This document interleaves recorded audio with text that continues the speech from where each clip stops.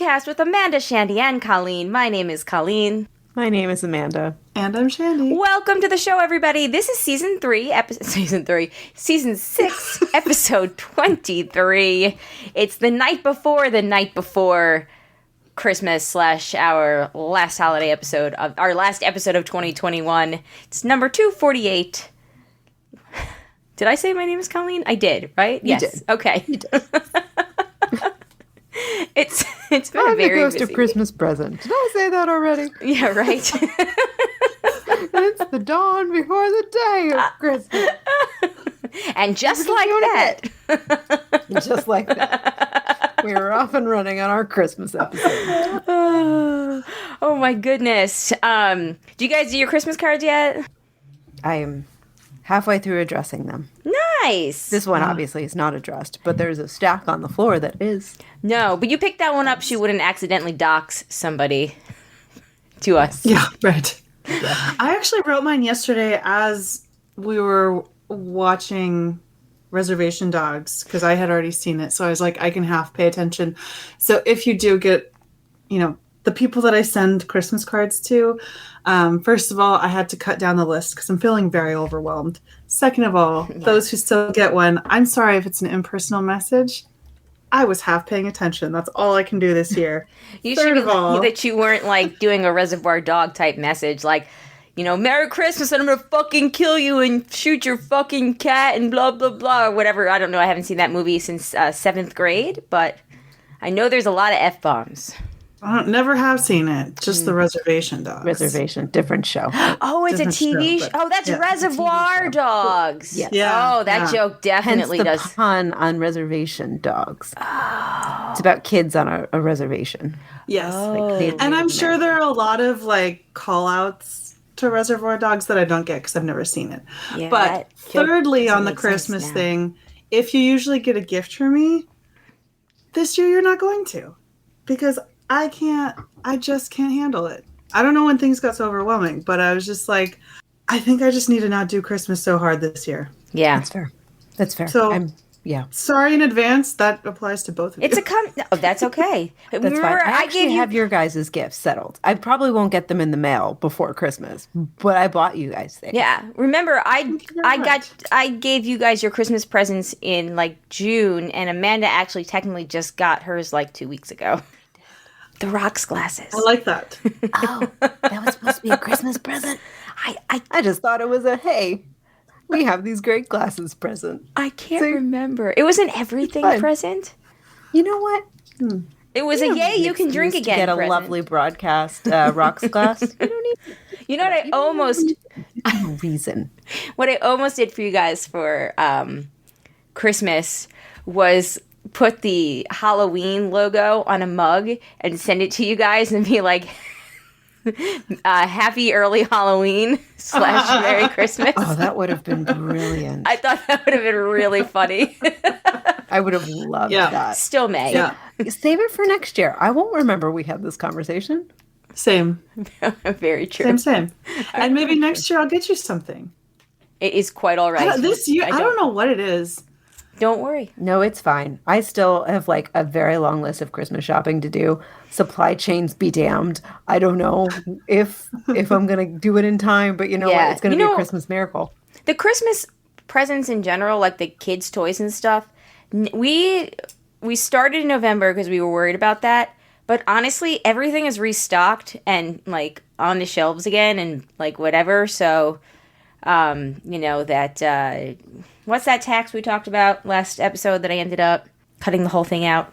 It was the tax. More context for that. So if sales tax, fuck sales tax. No, it was a tax where the if the stuff was on the docks for more than 30 days, they got taxed money every additional day, and all the companies, because they were trying to drive up prices, waited until day 29, and then magically the supply chain started clearing up a little bit.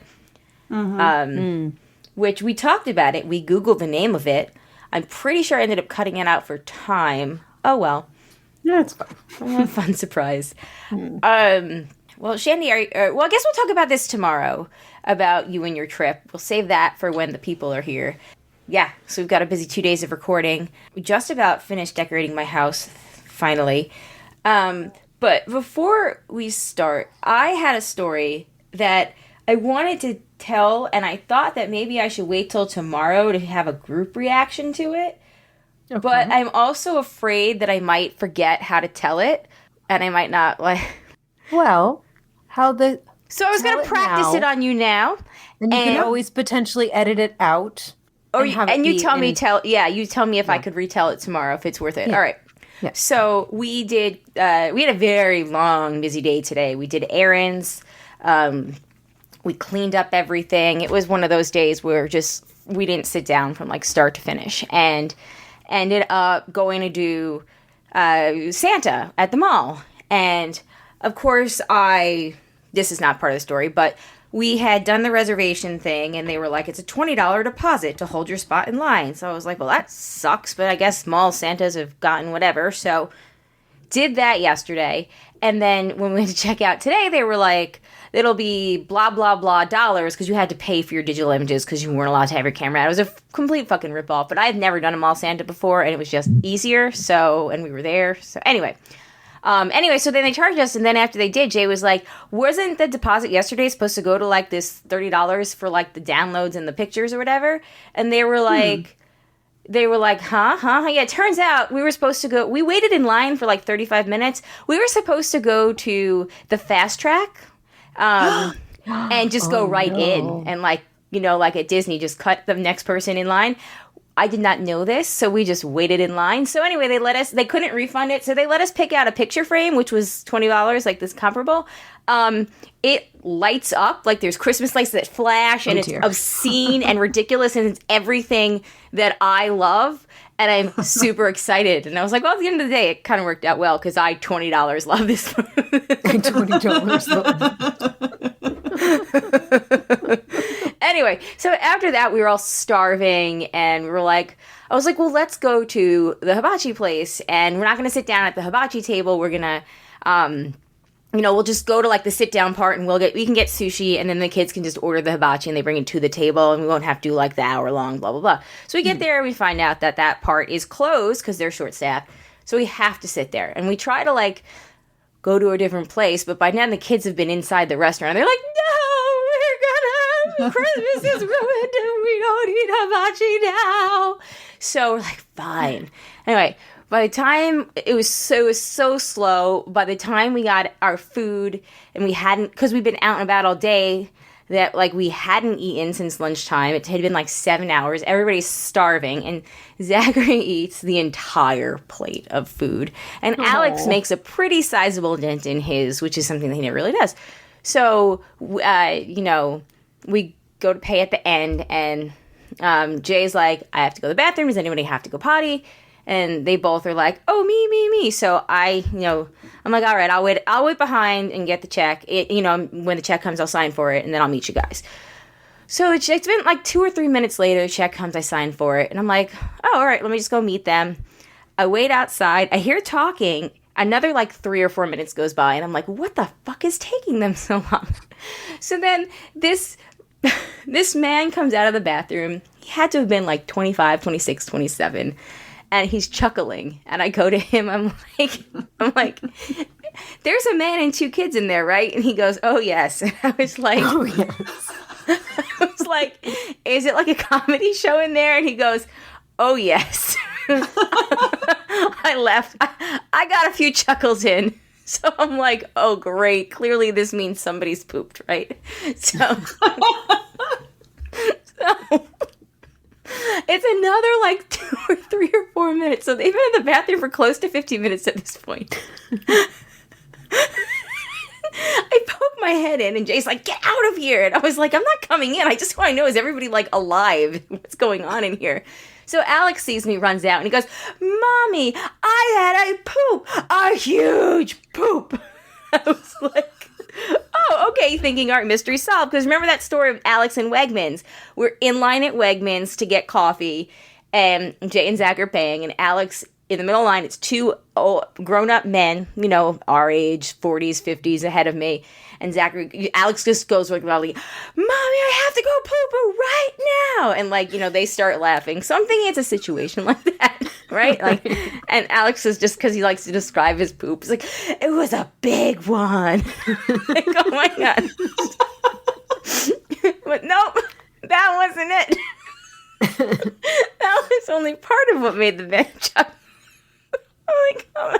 I tell Jay, I'm like, this guy, was laughing at you. He's like, oh, I'm sure he was. Zachary's like, Mommy, I had diarrhea. I was like, oh, okay. And then Jay goes to me, he's like, yeah, that's not the best part. The best part is Zachary calls out the stall and he goes, Dad, I have diarrhea. It looks like I threw up in here.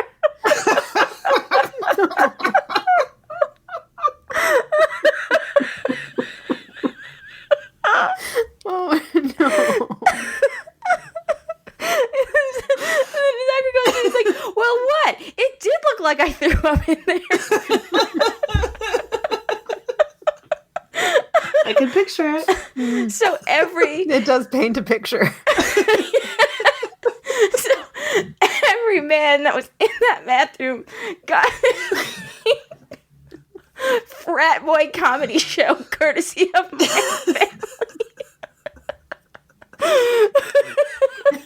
family. So anyway, that's why I wanted to tell that story while it was still fresh. It was still fresh. Good choice of word.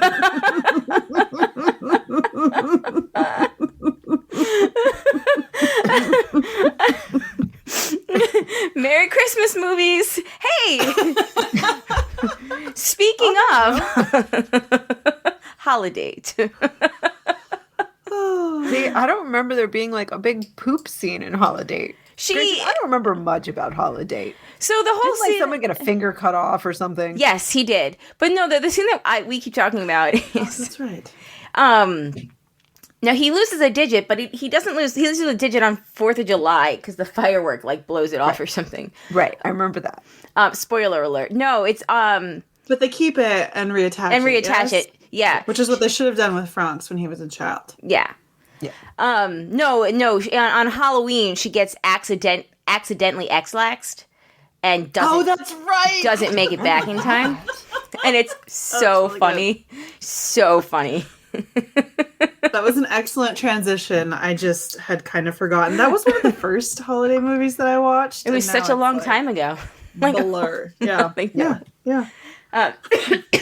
Excuse me.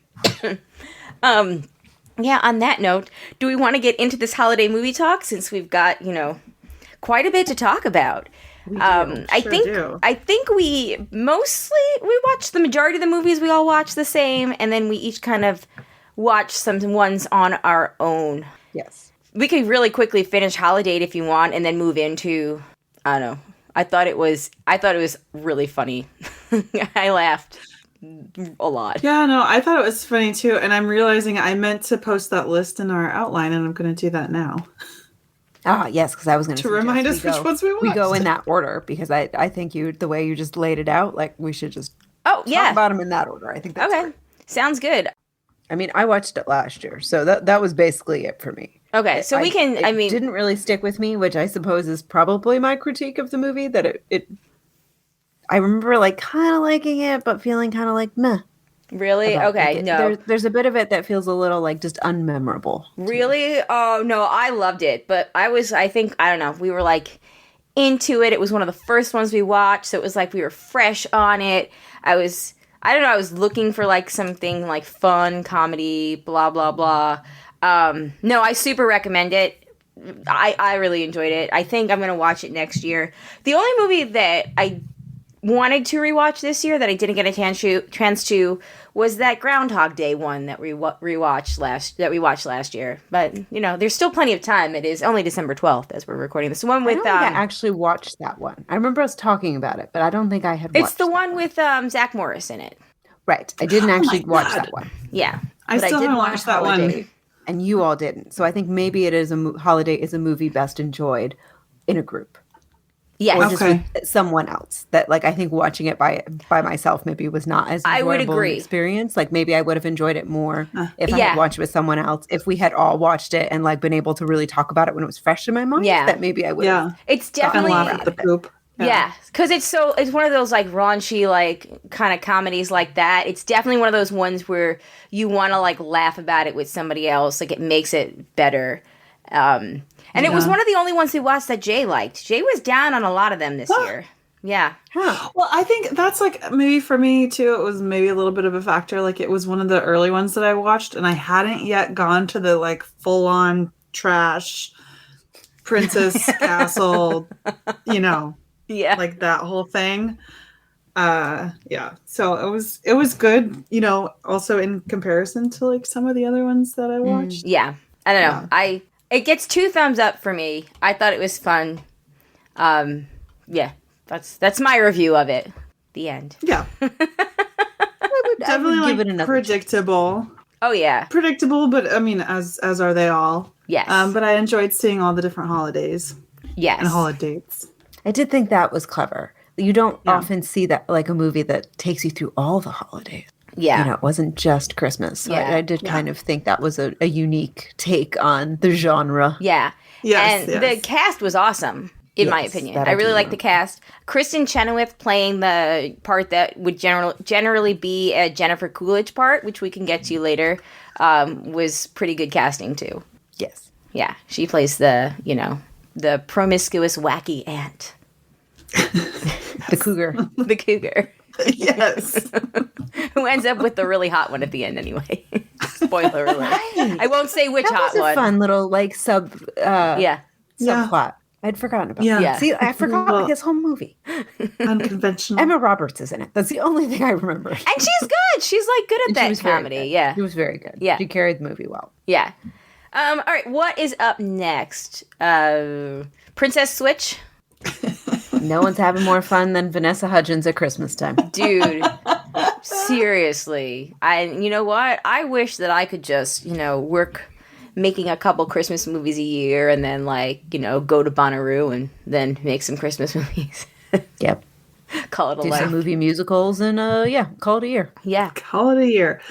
So I watched all 3 back to back to back since I was the one who hadn't watched either of them last year. That's, I think, when this whole thing started, when it was like, Holidate was super great when you then watch 3 Princess Switches. All in a row. All in a row. But they were fun, and I do think that the third one was really fun in a way that maybe the second one was fun. I think the first one is... The first one's the first one, and the first one's always going to be, better. And the second one was kind of funny because there were 3, but then meh. But her accent was so terrible. Yeah. Oh my gosh. The third one is was there even a plot? No. What was happening in that movie? Not really. It was just a lot of fun. It was fun. I couldn't follow it along at all. I thought that dude was her. First I was like, is that her brother? Right. It's how do we know him? It wasn't really set up. I was like, is that her cousin or brother, her ex-lover, who it ended up being? But still, even then, I just was like, who are we talking about here? Why can't we get the police involved? Why do we have to be cat burglars? Yes, who knows? Who's to say, really? Yes. I feel like Netflix was like, sure, Vanessa, if you can find the money to make this movie, we'll take it. Right. You want to make another one? Sure. We'll put up half the money. You can find the rest. You can make as many of these as you want. Yeah. If we're not getting a new Christmas Prince this year, then we need Vanessa. Save us. Right. All the... Yes. But there was, as we talked about, a lot of these movies had Aldovia references in them. Yes. A lot of them, actually. I really enjoyed that. I really enjoyed the cross-pollination between... all the Netflix Christmas movies, how they all live in the same universe. Yeah. Even the ones that have the same actress. Because Night Before Christmas stars Vanessa Hudgens and has an Aldovia reference in it. It's their own little MCU. Oh my God. Can you imagine a world? They're all building up to, the end of the cycle. Phase 1, phase 2. Phase 1. You imagine like a Night Before Christmas crossover with Princess Switch, whatever it's called. That's going to be the fourth movie. It's going to be the fourth one. Swap. So that way she doesn't have to play. She doesn't have to play another version of herself in that movie. She can play an already established character that's just going to. Hence why they're going to call it the Princess Swap, because they're just going to be swapping characters from the two franchises. Yes. There you go. Vanessa, are you listening? I did that for you. The Night Before Swapping Christmas. Love it. So Night to Princess Swap. Night to Princess Swap. To Rook 3 to 4. Right. So here's a question, because I have not watched the Aldovia movies. Who is that character that appears in the Princess? She's a journalist? Again, romancing the stone or whatever. Oh, wait, say that again? Oh, so that in the character? Last Princess Switch movie. He's from there's Aldovia. An Aldovia. Yeah, I can't remember. I was going to Google it for a second, and then I was like, Because he's crazy creepy. So I was like, I hope he's not like the main prince in that movie, because I don't feel like I need to watch those because he's very creepy. No, he was not. I don't think so. Yeah, I completely forget as well. Yeah. If he was the prince. I think I did look it up. Not interested. No, you should watch the Christmas Prince movies next year. Okay. Because I would rewatch them. They're really, like, they're so dumb, they're so fun. Because the characters are just fun. Like, I don't know.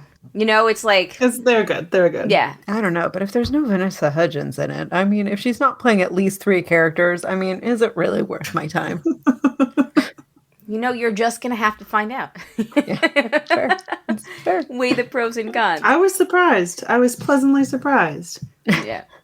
I was actually legitimately disappointed that we did not get a Christmas Prince 4 this year. I was sad. I'm still sad. But think about how awesome next year is going to be if we potentially get, Switched 4, Prince 4, and the Lindsay Lohan movie. Like, we might just... right. That is going to be next year. Yeah. Call it a day. Like, just... Yeah. What's the point? We might just actually just watch the Lohan movie and do an entire episode based on that. We're going to do 2 Christmas podcasts next year, because one's just going to be just the Lindsay Lohan movie. I am really excited for that, because it's going to be, I don't even know. Jury's out. But yeah, so sum up Princess Switch. I can't say thumbs up. I can't say thumbs down. I'll give it like a thumbs middle. Okay. Yeah, it's part of the canon of the story. Yeah. Yeah. It was. Yeah. I think it was just a wonderful. No one had more fun than Vanessa Hudgens. Exactly. And you know what? Not us watching it. Like, she had the most fun out of everyone involved. Yes.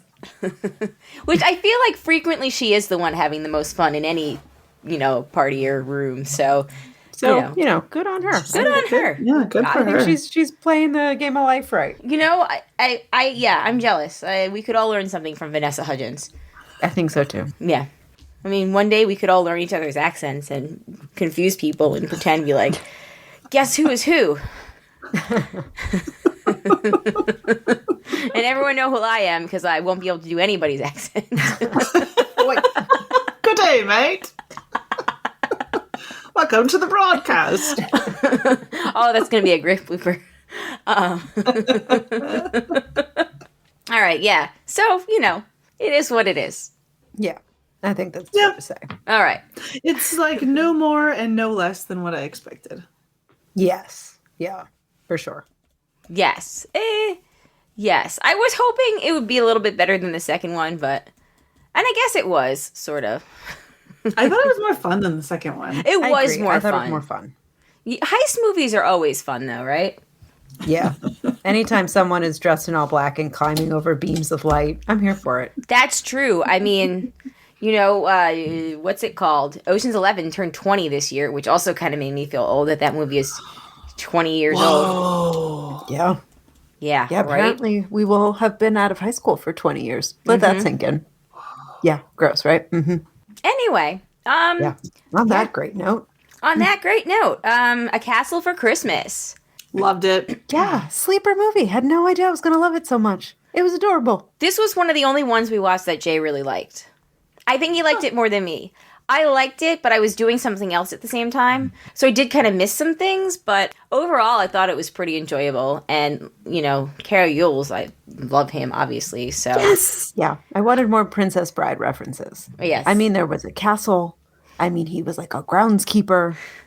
He showed up on a horse and she didn't jump out of the balcony and like fall into his arms. There were so many missed opportunities on that front. The supporting characters were great. Like everybody that was at the inn, and they were knitting, their knitting circle. Yes, the knitting circle was great. Knitting circle was like my favorite. I loved every single one of them. Yeah. And Brooke Shields.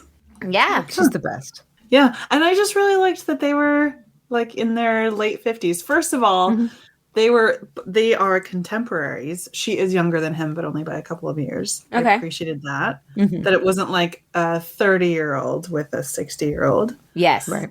And even just the idea of like finding love at like a later phase in life is not something that we really see a lot on TV. Yeah. Particularly in like that sort of cheesy Christmas genre where it's just all supposed very... to be like young, hot, like... Yeah. It's all very glossy and pretty and... Yeah. I really liked that. And it was nice to kind of see that fantasy story on a different type of character. Yeah. And it was just a good story. Like it was a story that like made sense and it like had some attention to detail. Like a real writer wrote this movie. I will say though, can we say like huge spoilers? Sure. Spoiler alert. Yeah. The one thing that I found interesting was at the end when she's like, yeah, and you can stay here. Like I've decided, that you can stay here. Like I'm getting the castle and you can stay here. And it brought in these really interesting power dynamics and he like freaked out. And it was like, I thought that was interesting. Yeah. But then like it kind of got glossed over. Like I wasn't sure like how they actually resolved that. Like, so what's going to be the situation? Right. And that's like, okay. They're like, we need this movie to be like a tight 90 minutes. So like, we're just gonna, we need that like that inciting incident and then they're going to make up. And we just, people don't need to know how we get from A to B. Yeah. It's just like, that's where they start to hit the points of like how these movies go. Exactly. Yeah. It's not but you're supposed to forget at the end that she's actually the owner. We'll just move along. They're partners. Right. No, I liked it. On the deed. Like I said, this was one of the only ones. Jay even at one point just kind of stopped watching some of them with me, but didn't really stop watching them. He just said he was going to. But this was one of the ones that he liked. He hated, spoiler alert, one of the ones that everybody else liked later down the list. But oh, I can't wait to find out what one that was. Single All the Way. Oh, I would be heartbroken. It was. He did not like it at all. What's not to like? I'm very curious. We can get to it when we get to Okay. it. Is it next? No. Pin in it. Oh, Holidate's next. We already talked about that. All right, the next one is called A Boy Called Christmas. Which I just finished. You just finished. Awesome. We had 15 minutes left. Little girl is teething, so we couldn't finish the movie last night. So I used our extra starting late time to finish it. Oh, good. That makes me feel so much better. I needed to know how it ended. Yeah. Yeah. It was cute. Yeah. Super cute. Super cute. I feel like the little boy, I feel like he is CGI. There was just certain shots where his eyes are so big and like, is he real? Is he a cartoon? I can't tell. Yeah. Yeah. His dad is the guy from The Flight Attendant. I was going to say, because we've been watching Treme, so that's what we recognized him from, was from Treme, and I was like, and The Flight Attendant. Yeah, which I think I need to, rewatch. He's terrible in the movie though. Like the adults really suck, and that's why I had to be like, it's except like for Maggie Smith. She's great in everything. No, Amanda's right. Maggie Smith, the best in everything. Just everything. Let her narrate all anything wrong. She's perfect. She's a world treasure. And that was a wonderful. Yeah, and even like when they were like, her story was kind of whatever, the kids called her out on it. They were like, WTF. This is not how this story is going to go. No. Yeah, super cute. I loved the mouse. I loved the town. The mouse was awesome. Oh, do we know? I loved the scenery. The mouse was played by the whole time. I thought his voice sounded very familiar, and then I forgot to actually check looked it up. To see Hold on. Who that was. It's Stephen Merchant. That's who it is. Ah, okay. Yeah. That would explain why I couldn't place who it was. I feel like Stephen Merchant is always just kind of, you're aware of him, but like... Yeah. He's kind of water in that way. Yeah. He's kind of there. Yeah. Which is a really mean way to describe Stephen Merchant. I do actually really think he's funny. I do too. But he did a great job as the mouse. Shandy, Stephen Merchant was the producing partner of Ricky Gervais for a really long time. So he was on his podcast, and he was in extras. And was he in The Office, or did he just... Oh, that I don't know. I think he was in the original Office, like, as a cameo role, if I remember correctly. It's been a very long time, though, since I've seen the original Office, since my apartment, so, like, 10 years. Yeah. Anyway, yeah, he's really funny. He's very tall. British actor. Kind of goofy looking. He wears glasses. He's done, like, bit parts in, like, lots of things. Yeah. So it's like you've probably seen him in something. Or, yeah. He's kind of like a comedian's comedian. Like, he just, like... Yeah, he's like the Scott Mosier to Ricky Gervais's Kevin Smith, in a way. Like... Yeah. Which Scott Mosier also just... Did he produce A Boy Called Christmas? Wait. Scott Mosier produced one of the films that I watched this week. Oh, The Grinch. Sorry, we watched The Grinch. Yeah, we watched the Benedict Cumberbatch version of The Grinch. Also, I forgot to put that on my list. There's a Benedict Cumberbatch version of The Grinch? Like, not the one with Jim Carrey? No, it's like a new animated one. Why? Why do we keep making versions? It's actually very good. It was actually really good. So I thought it was going to be kind of stupid, so I wasn't paying attention. Like the boy, Jay put it on for movie night on Friday, and I kind of wasn't. I was like fiddling on my phone because we do pizza and a movie on Fridays. I was like fiddling on my phone and not paying attention. And at one point, I was like, "Oh, I'm kind of into this."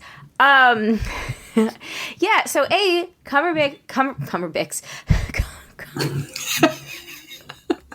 Cumberbatch's accent is like so much better than like the first couple Doctor Stranges that he's Doctor Strange appearances.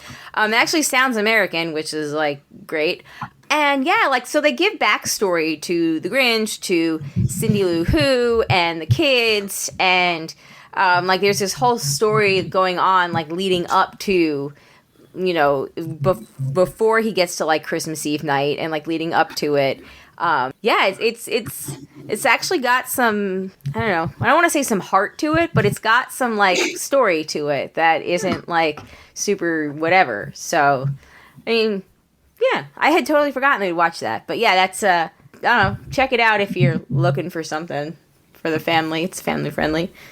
Cindy Lou Who is more than 2 though. She is older than 2.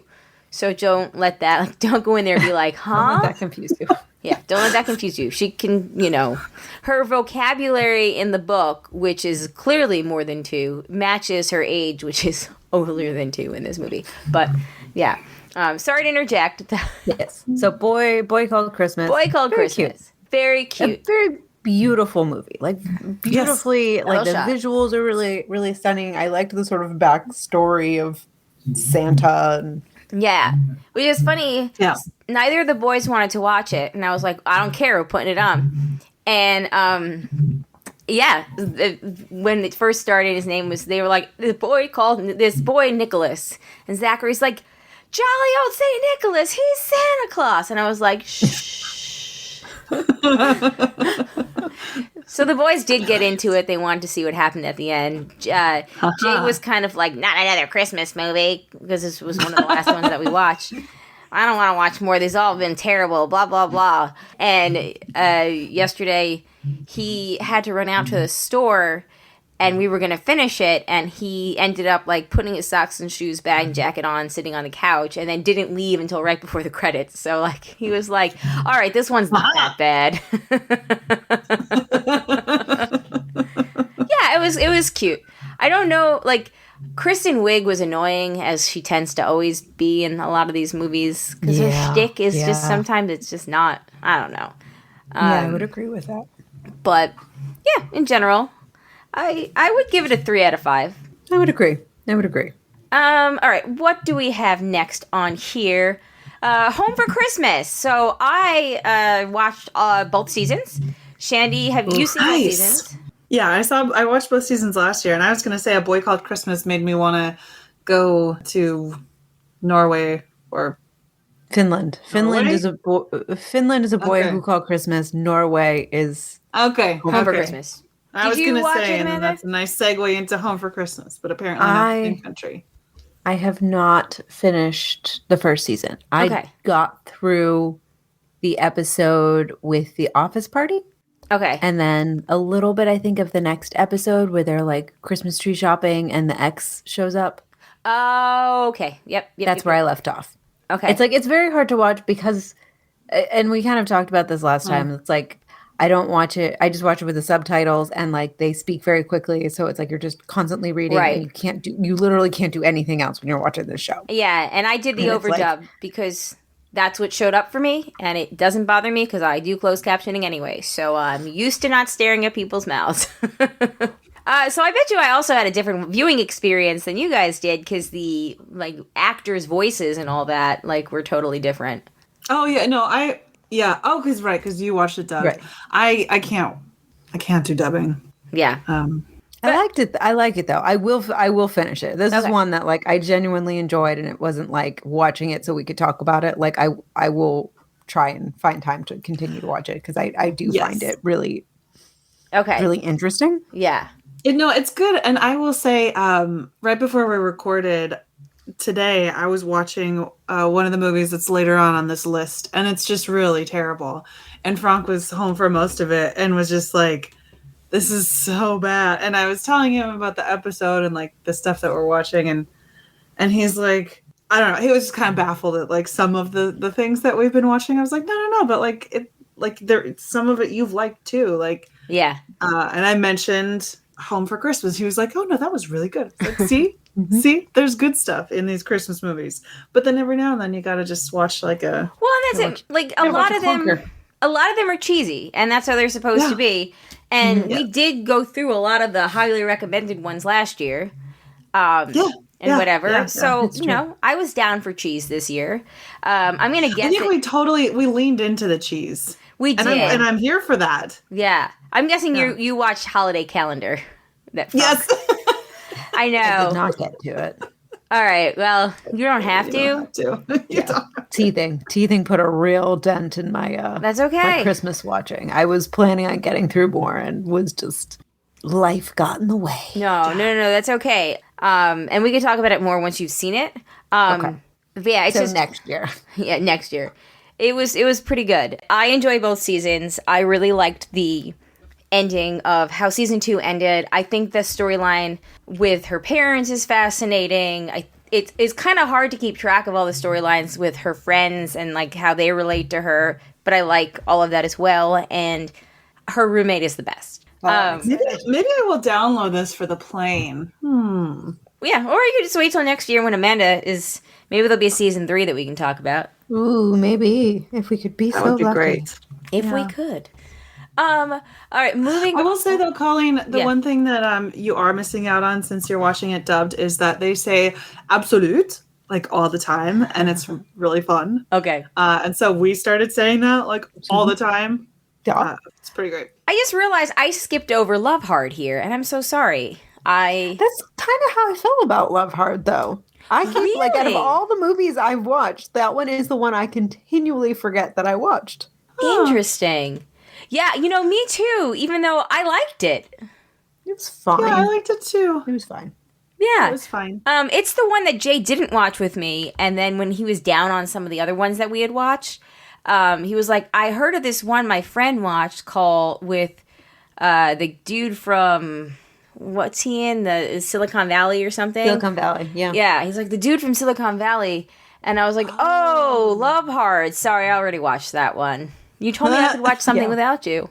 So like in that regard, it was fun. It was like nice to see these characters that like we know from other things in these very different roles than we're used to seeing them. Yeah. And the other one plays in Never Have I Ever. Yeah. It was nice to see him in like an age-appropriate role. Because, he also plays a high school student in...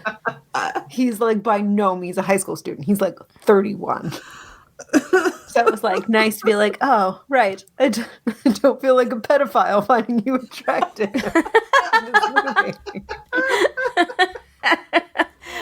And he is. He is very attractive. Yes. I liked it, though. I liked that it called out the catfishing and, like, you know, she wasn't like, okay. I don't know. I don't know. I had read a discussion online in a review of it that, you know, she should have just, like, went home or whatever. But, like, they kind of set it up that she was using him for a story and, like, you know, she could kind of regain some of that power. And she wanted to meet the other guy, which was sort of weird. But whatever, I guess. Weird. You know, but they called that out too. Yeah, they called that out too, and he was hot. I guess I would have wanted to meet him as well, on a purely selfish level. Right, and how they went on 3 dates, and all of a sudden they were, like, dating. Yeah. It's like 3 dates over 48 hours, and it's like, oh, I'm going to introduce you to my parents. This is getting serious. It's like, what? What? I liked it, though. I told Jay that I didn't, like, I liked it enough to rewatch it with him if he really did want to rewatch it. Yeah, he was like, nah, that's okay. Yeah, that's not a movie I feel like I need to watch again. No, yeah, I don't think I'm going to go seek it out again. But, you know, if it was on, I wouldn't be like, I'm good. Like, you know, I'd put a game on my phone and watch it. It's certainly better than some of the other ones. It is definitely better than some of the other ones. That's fair. Because I watched Hallmark movies, which I'll briefly mention at the end when we talk about things that we didn't all mutually watch. Yeah, Love Hard, if you want something to put on that has that, like, you know, it's a little bit different from the stereotypical, but still has the exact same. Actually, no, it's stereotypical. It's the same. Yeah. Right down to her being a writer. Yeah. But, you know, it's if you're looking for something and you've got nothing else, I don't think you're going to regret those 2 hours is what I'm trying to say. You know, they are.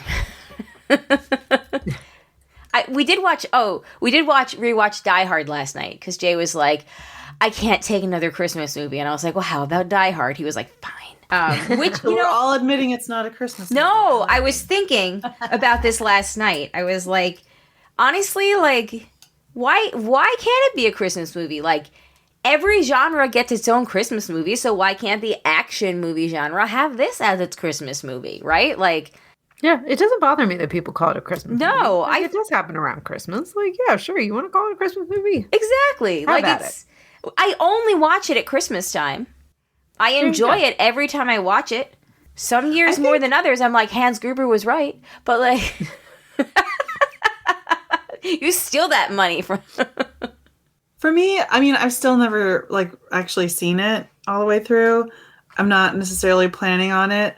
See, I love action movies, and it's a good one. Yeah. I can't, like, honestly say if it's a Christmas movie or not because I haven't seen it. But I will say I've always known it's an action movie, and I feel like it wasn't until, like, 5 or so years ago that this whole debate about whether it was a Christmas movie or not even, like, started. No? It's, like, recent, right? Maybe. That people, like... I feel like it's kind of come up into bubbled up into, like, the sort of general pop culture conversation recently. Yeah. I'm sure probably if you are a diehard fan, you've probably been having this conversation in your various back channels. Exactly. But, like, to the point that there's a movie this year called Love Hard. Right. That references that and discusses whether or not it's a Christmas movie. So yeah. But I would recommend, because I was in the same camp as you, Shandy, of, like, never really having any desire to see Die Hard. Like, I'm not an action movie person. Like, I could take them or leave them. But I did watch the movies that made us about Die Hard, like the sort of making of it. And it actually really got me interested in actually seeing the movie because it is very unique in the genre of action movies, and, like, it just did a very good job of spelling out, like, how it is unique and like why it really is genre defying, and it sort of created its own genre, really. I kind of want to watch this now. I would very much recommend it because that's actually why I was like, oh, I actually want to go watch Die Hard now. Yeah. Interesting. Yeah. I would watch the movies that made us special on it, and then maybe still not watch it, but have a better appreciation for it. Keep in mind that John McClane is supposed to be a New York cop in the 80s, and he acts like a New York cop in the 80s, 90s, 2000s, and 2010s and 20s. So, you know, just keep that in mind. A New York Cup is a New York Cup is a New York Cup.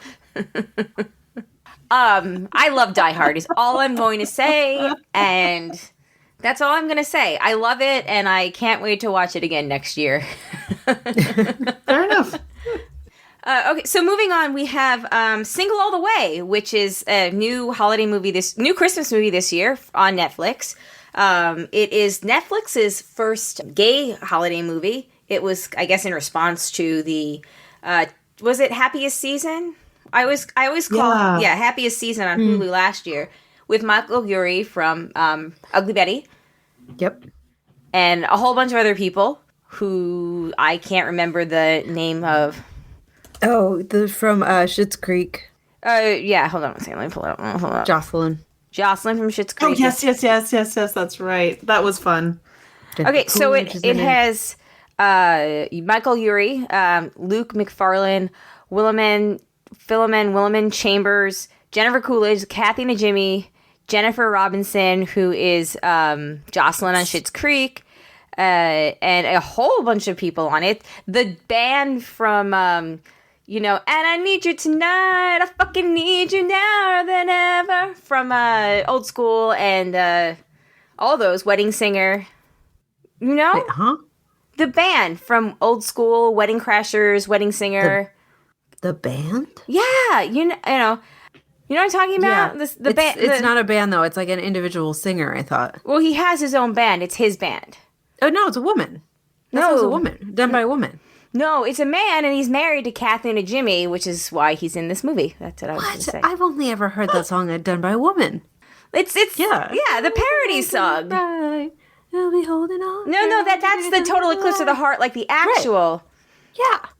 No, like... Anyway, the song for me in that movie was freaking Whitney Houston's Joy to the World, and now I feel like I need to go back and watch The Preacher's Wife.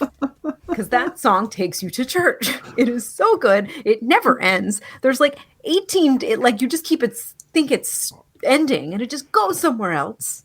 It just keeps going. It is the best song. And I had forgotten all about it until this movie, and I'm so glad it brought it back into my life because now it's just on repeat in my house. Do yourself a favor. Whitney Houston's Joy to the World. That's a good version song that you should take away from this movie. It is a good music. It is good. It's called the Dan Band, I believe. So wait, you're talking about Dan Finnerty? I guess. Yes. It's the husband of... Yes, Kathy Najimy. Kathy, yeah. And he has this band, the Dan Band. They do the parody songs. They've been in a whole bunch. He was in Rock of Ages and Old School and The Hangover and Starsky and Hutch. And he's been in, a whole bunch of those movies doing like the parody songs or the versions, like the explicit versions of these songs. And anyway, he sings that song in the very last scene. But we are getting... Yeah, the karaoke. Mm-hmm. We were getting... Yes. No. In the very last scene, the credit scene, where he's the dude that spends the whole year writing his song. Oh, right. Yes. Huh. Anyway. Okay. Anyway, this was my favorite movie out of everything I watched. So tell me why you loved it. Everything I wanted the happiest season to be. This is the movie I wanted, actually. Where it wasn't about the fact that these characters were gay. It was just a beautiful love story about characters that happened to be gay. Yeah. And then we lived in this magical world where homophobia and racism didn't exist. And just like Schitt's Creek. Well, and I think that magical world.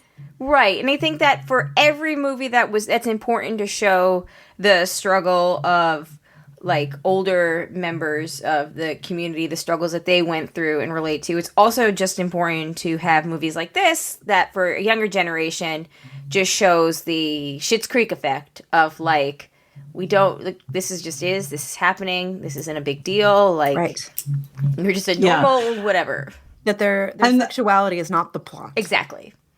Right. I am on the Wikipedia page for this movie because looking up the Dan Band husbands and and This made me chuckle because it's kind of exactly what y'all just said. Critics praised the film's depiction of gay characters in an everyday setting, but criticized the script's usage of tropes common to the Christmas romantic comedy film genre. And somehow critics, as they so often do, miss the point of this movie. It was supposed to be tropey and Christmassy, but you were just switching out the pretty blonde woman with the hunky gay best friend. Yep. Yeah. So I thought it was really fun. Yeah. And cute. And I mean, anytime that we get Stifler's mom, I'm happy. Yeah, Jennifer Coolidge is the best. We never talked. She was out of her mind in this movie. It was such a weird character. I loved it. Okay, so fun fact: I read an interview with Philemon Chambers, who plays Nick, the hot best friend, and he said that scene where she comes in for the first time into the house, nobody had seen her on set. Like they deliberately kept Jennifer Coolidge away from anybody else, so that way she could have the shock effect of her coming in with the giant like Christmas ornaments as earrings and like do her dramatic thing. So like he's like, my reaction was actually genuine. I wasn't even acting. Like I was just like, oh my god, I'm in the presence of this goddess. Like, oh, that's incredible. I love that. I love that so much. Yeah, which I thought was hilarious. Hello, her dressed up as Glinda the Good Witch in her show Jesus H. Christ.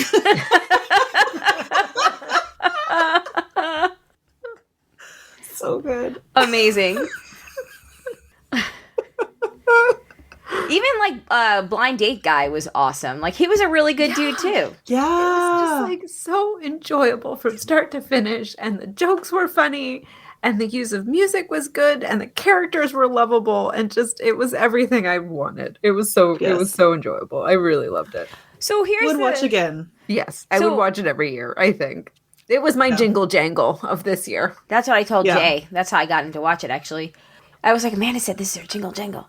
But even if you hadn't said it at that point, I knew it was your jingle jangle, so I sold it as that. So Jay didn't like this one, and this was his reasoning. He thought it was fucked up, just like they brought it up as a plot point in the show. He thought it was fucked up that they were pushing the two characters together.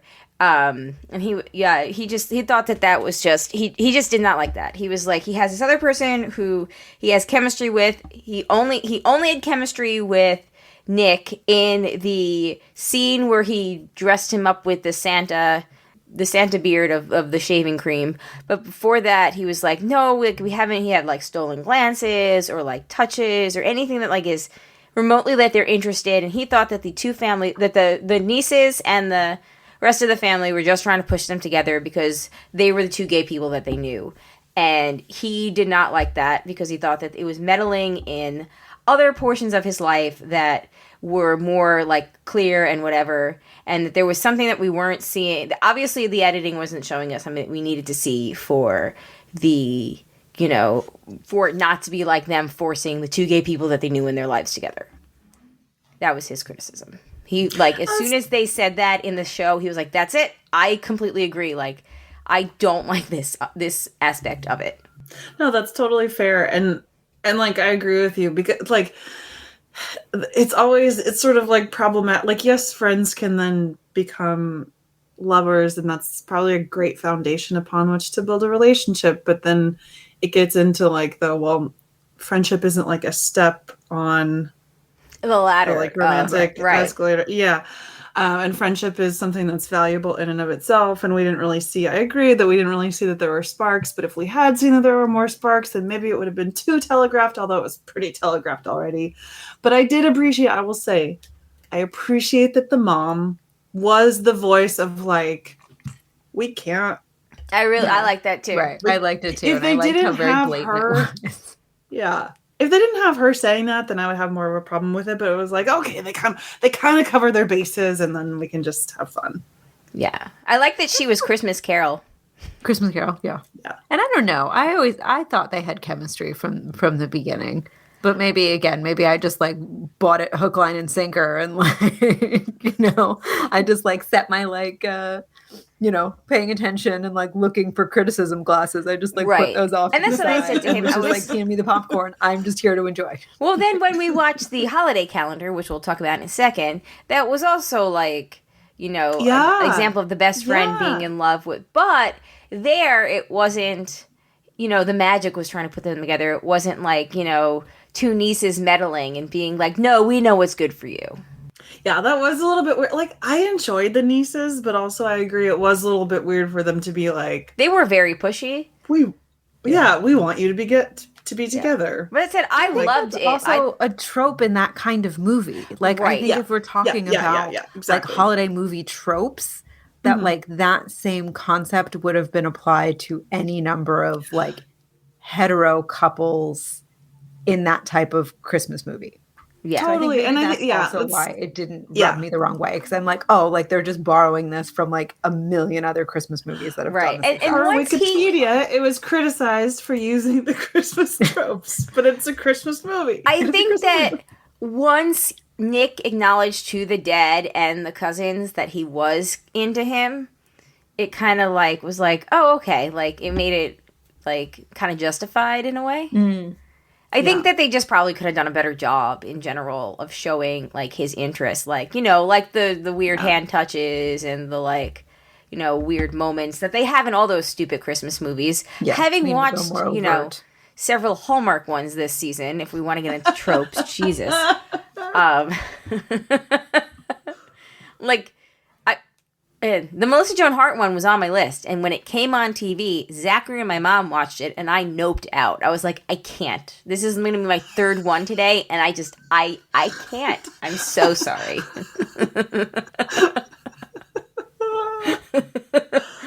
But Melissa Joan Hart. I know. I really wanted to, but I just couldn't. So they did. Yeah, it's fair. But that being said, so I'm also on the Wikipedia page. The writer actually wrote the, executive producer, screenwriter and executive producer Chad Hodge also wrote the part of Aunt Sandy with Jennifer Coolidge in mind, saying that she was among the things that he would want to see in a gay Christmas movie. Yeah, that's love it. Which is why she was dressed as Glinda, I'm sure, because she was a friend of Dorothy. See, I got it, guys. I was there.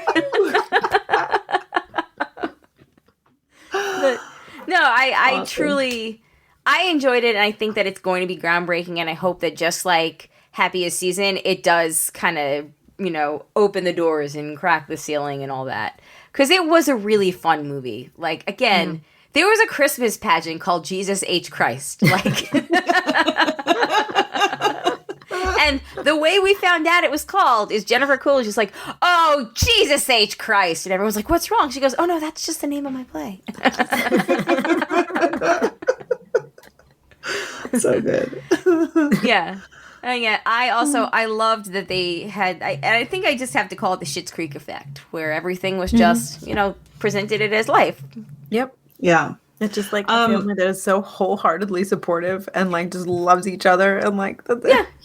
Sometimes you just want to watch happy. Yeah, because that's not always, life's not always that like smooth and simple and easy, but I liked that. Yeah. Yeah. Yes. So thumbs up from funny all of us? tidbit. Oh, yeah. Mm-hmm. Go ahead. A funny tidbit from Wikipedia once again. Kathy and Jimmy's husband, Dan Finnerty, was cast after he wanted to join his wife in Montreal and learned that COVID-19 travel restrictions at the Canada-United States border required him to be working. Oh. So that's why we got that. That's why that scene is so random.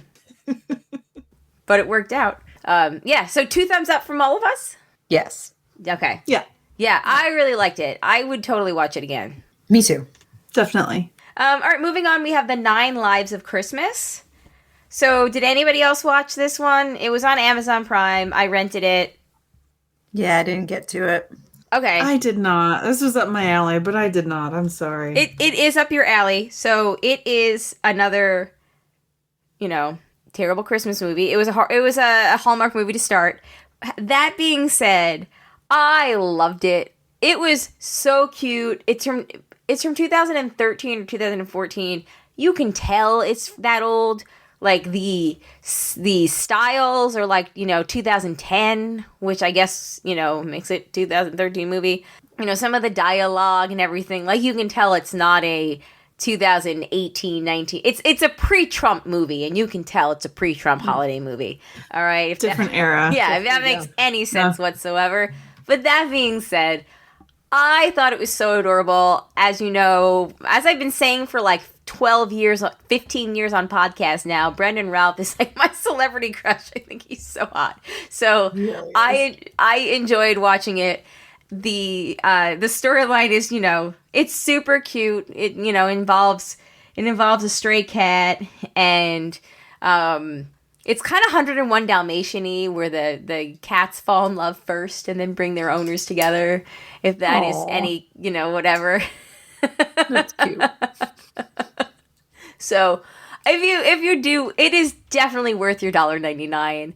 I tried to find the sequel, the 9 Cats of Christmas or whatever, 9 Kittens of Christmas, 9 Kittens of Christmas. I tried to find it streaming this year. I was going to do the trial on Hallmark, and it is not on the trial on Hallmark. Oh, no. Which is why I didn't do the trial, because I was like, well, forget this. Yeah.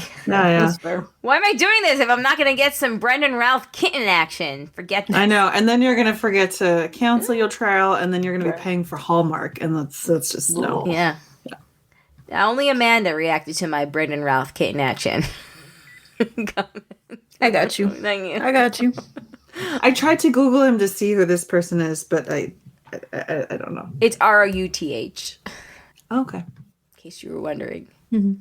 He's not, he's just average looking. I just think he's very attractive and always has. He was Superman and for like a movie with Kate Bosworth. He had a very short stint as Superman. Yeah. Anyway. And then they found Henry Cavill. And they're like, oh, you're cute, but come on. Yeah, this guy is this guy here. He's got the chin. Yeah, he's literally born to be Superman. Yeah, literally Aryan Prince right here. Yeah, like the comic book come to life. Yeah, exactly. He doesn't even need to be able to act. People just prop him up in a corner. He just looks like Superman. Right? He's kind of like the James Marsden that can act. No, James Marsden's a better actor. Yeah, James Marsden's a better actor than Henry Cavill. Yeah, Henry Cavill is not a very good. No, he's a terrible actor because he's not very good. He's the one that's in that gothic middle-aged Witcher, The Witcher, right? Yes. Yeah, he's terrible. I have not seen, but it always pops up in my Netflix, like things you might want to watch. We watched what do you think that? So Jay and I watched the first one, and Jay tapped out. I watched 2 more, and then I was like, I'm good. There's so many other things. Life is too short.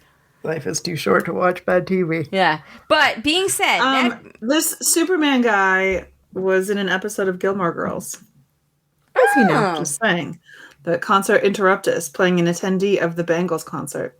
Oh, I love that episode with the Bangles concert. Every time the Bangles come on, I think of that episode, actually. Oh. I don't think I've seen that. Lorelai takes the girls to a Bangles concert, and they disobey her. They very nearly get... like roofied. Yeah. I mean, they don't, but like that's what could have happened. Yeah, and Lorelai gets mad because she decides that she's going to be the adult. It's a whole thing. Anyway, neither here nor there. I super recommend 9 Lives of Christmas. It's so cute, and I really hope that I can watch the sequel. I hope it's streaming next year. I really want to watch it. Christmas Prince wait, who watched it this year? No, nobody. I was going to try and I didn't get to it. Okay, so we watched it last year. My opinion still stands. Loved it. Yeah. We'll circle back next year when hopefully there's a 4th one and maybe we'll all caught up. Yeah, I will really try. I will really try for next year. Okay, please do. If a new one comes out, we're just going to make you watch it. Like, don't. That's fair. If a new one comes out, then it will go to the very top of my list. I will watch it before I watch anything else. There we go. And then we have the holiday calendar, which we kind of mentioned before. It was okay. I love me an advent calendar, but yeah, the movie itself was like... Well, she abandons the advent calendar midway through. Yeah. It was funny though, because speaking about in which one was it that we were talking about? Love Hard, where it's like, what, you guys went on 3 dates and now you're dating? In the holiday calendar, it was like, wait, this is the 16th of December. This movie started no earlier than the 1st of December because of because it's Advent calendar. And in 16 days, like, she's already met someone, started dating, and broke up, and they're like know each other well enough to be sad about it. Like, what? Yeah. Yeah. That was fast. Yeah. Like, I liked it because I was expecting something cheesy from watching the trailer. Yeah. But, like, I wouldn't be like, oh, go out of your way to watch this. Yeah, I think that's a perfect description. But if you need something to watch, it's cute. It is cute. Yeah. And honestly, I had it on as I was, like, baking cookies, and I think that's kind of, like, the perfect way to watch it, because I was not paying that close of attention, but I did not need to. Yeah. Yeah. It is cute. Like, I didn't hate it. I would give it, I guess, 2.5 out of 5. And then the only other ones that I watched that we haven't talked about, I said The Night Before Christmas, Knighthg, Vanessa Hudgens, cheesy, cute, it checks all the boxes. I think it was fun. It's worth a watch. It's, it's no, Christmas Prince, but I liked it though. I liked it. I'm glad that I started with it. It was the first one that we watched, and I did like it as the first one that we watched this season. If you're looking for... It's like The Visitors meets cheesy Christmas stuff. Yeah. If you're looking for if you want a Vanessa Hudgens type movie, this is it. Like, it's fun. It's it is what it is. I don't like... and nothing more. Yeah, exactly, right? Like, it's not bad. It's not bad, but, it's not, like, a classic. Like, I liked it. And then the other two things that I watched were I did the 2 Hallmark movies, Christmas at Castle Hart and An Unexpected Christmas. Christmas in Castle Hart was Lacey Chabert, and it was A Night Before Christmas I'd recommend over it. But that being said, it was your typical Hallmark Christmas movie. And then, but we were all excited about it. And then, like, it was at the point where my sister was, like, just texting and blatantly not paying attention at points. But I liked the ending. The ending had a good ending. And then the other one was An Unexpected Christmas, which I actually did enjoy and had some really funny scenes in it. So it was about this woman who was single for Christmas. Her boyfriend dumped her in October. And she had a chance. She was supposed to go to Hawaii on vacation because she had been working nonstop because, boss girl, publicist, big promotion she had been up for, blah, blah, blah, like, had gotten it, worked really, really hard for the year, and then was going to go to Hawaii. And the day before she was supposed to leave, her boss is like, no, you have to go cover this tree lighting something in this town. You have to go. It's really important. So she cancels her trip. She goes to this town. And then when she gets off the train, her ex-boyfriend is there, and his sister is picking him up and thinks that they're there together because it turns out the ex-boyfriend never told the family that they had broken up. So she's forced to stay with him and at his house, and his family doesn't know that they're broken up, and hijinks happen. So it's one of those kinds of movies. Which I guess I love a good movie with hijinks is what I'm trying to say. Like, plots don't have to make sense as long as there's hilarious hijinks. Like, throw in like an X-Lex scene, and I'm down. I'm good. Like, I'm here for it. That's good. That was really good. But anyway, like I said, they end up together at the end. But it was the first Hallmark movie that I had watched, and I really liked it. And then the second one did not live up to it. And then, like I said before, the third one I was like, I can't. So yeah, that's fair. Yeah, that's fair. I watched Holiday in the Wild. Oh yeah, which is a from 2019. Oh yeah, I saw that. Yeah, I mean, mostly because it has Rob Lowe and Charlotte from Sex and the City, so I was like, I have to watch this. Yeah, it was surprisingly good. A little white saviory. It takes place in Africa. I'm forgetting which country, and the description on Netflix doesn't specify. But no, it's fun. Rob Lowe. All right. And it's a little bit like, different setting, I guess, than what we're used to. I will say, though, just in general, about the holiday movies, just like a general comment. And maybe this is because I've been in a relationship for this long, but like, does anyone actually care if people are single for Christmas? Like, that's what these movies would always have us think. And I just have never noticed anyone caring. Yeah. I think it's just a trope in these movies. When, when the plot is always the same, you have to have some sort of inciting incident. Exactly.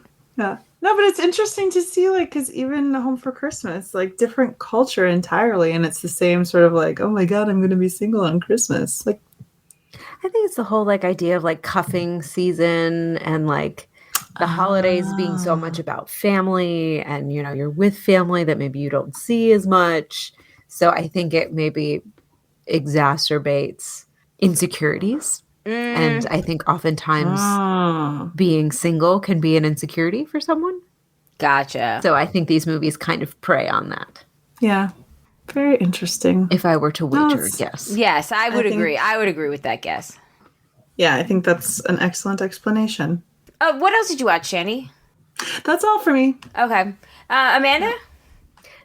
The 12 Dates of Christmas. That's the only other thing I watched. I'm almost done. I have 2 more episodes, which is confusing. So it's a dating show. It's a reality dating show about around Christmas. Yes. So it's all these very like vapid, ridiculous people in a chateau in some, a castle in the mountains somewhere vaguely European. They don't really say where. And there's 3 heroes, a woman and 2 men, one of which is gay. Okay. And yeah. They each go on 12 dates. Well, really, it's like 11 dates. Okay. And they keep getting, like, dates keep getting added on, and they have to kind of pick which ones to keep and which ones to, like, vote off the island. Okay. But it's just so absurd. So, like, they don't know when these new dates are going to show up. Okay. So there's this big, like, full life advent calendar that will sort of tell them when, like, when their next date is coming or when there's going to be, like, a party or when they're going to have an elimination ceremony. Go on. And then, like, so it's just, like, utterly ridiculous. And then dates will just kind of show up. They'll be like, a bell will ring and just like another person will show up. Here's an example. Okay. They were the gay couple was like he was on a date with one of his like suitors, and they're talking, and it's this beautiful. I think they were out like building snowmen or like playing in the snow or doing something very stupid, and they're sitting and they're talking. And the camera kind of pans off to the side, and you see this very creepy snowman just out in the fields behind them. And the snowman starts moving closer to them. What? And then it's like scurrying towards them, and then it lifts off its head, and it's another date. Surprise! That's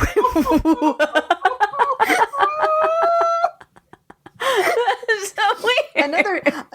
Another date that the woman and one of her suitors went on was just walking around with alpacas. Oh, as one does. That was the date. They had alpacas on leashes and they were just walking them around. They didn't learn anything about them. It wasn't like they just were standing there talking, holding alpacas. Oh my God, that's so funny. And then, so I'm two episodes from the end. So they're essentially the whole goal of the game is to be the last one picked, and you get to go home with the hero for Christmas. You get to be their date for Christmas. Whoa. So there's 2 episodes left, and they've already picked the person that's going home with them for Christmas. So we have 2 more episodes. Oh my goodness! One of which is them actually going home, and then we have this other episode, which. What's that going to be about? I don't know.